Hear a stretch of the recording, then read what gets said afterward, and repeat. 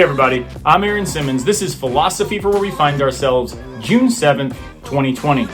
Yesterday something happened in my family's life that led me to have a bit of a perplexed afternoon. I was really frustrated, so I reached out to a friend of mine who is a professional Christian ethicist, and he helped me think about what I was experiencing in a way that really allowed me to better understand what's going on in the world and our relationship and role within it. So I want to share those thoughts with you today.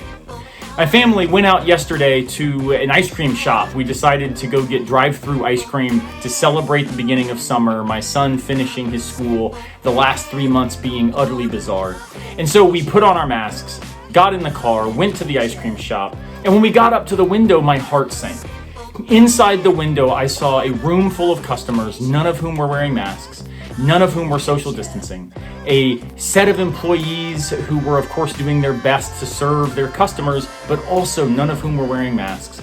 And then when they handed me the ice cream, they grabbed spoons that were all in a collective container, not individually wrapped. So handed me spoons they had just touched from a room where no one was practicing the best guidelines the CDC has suggested to help control the spread of the virus.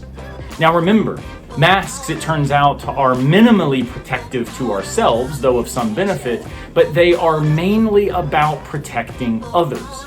In fact, the data on this is quite clear. We could cut the spread of the virus by 90% if we simply wore masks.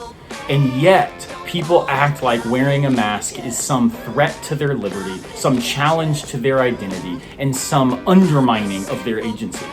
I think this is not just regrettable, I think it's a collective moral failure.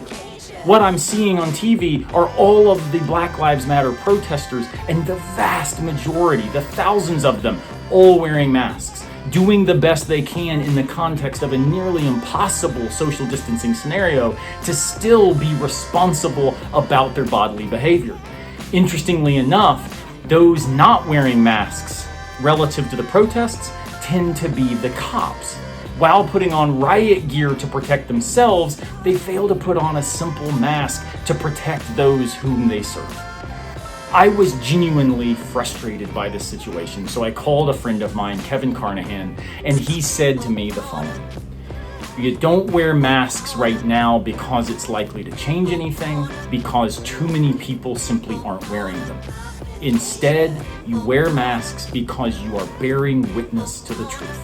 And of course, his phrase here is taken from the New Testament, John 18:37 and 38. This is where Jesus meets Pilate. And he says to Pilate, "I was born for this, to bear witness to the truth." I kind of like to hear this in a sort of Doc Holliday sort of way, if you're familiar with the movie Tombstone. This kind of I'm your Huckleberry moment.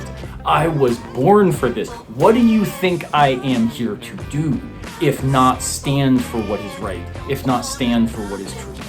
We need to bear witness to the truth of racial histories, the truth of economic injustice, and the truth of a virus that continues to threaten our public good. We must stand, not because it's necessarily going to bring about public health, not because it's necessarily going to overturn the economic injustice, but because unless we bear witness to the truth, we are not doing what we were born to do.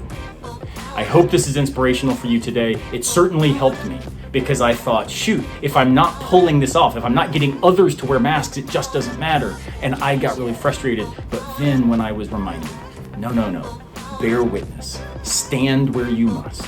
Raise your voice when you can. This is what you were here to do.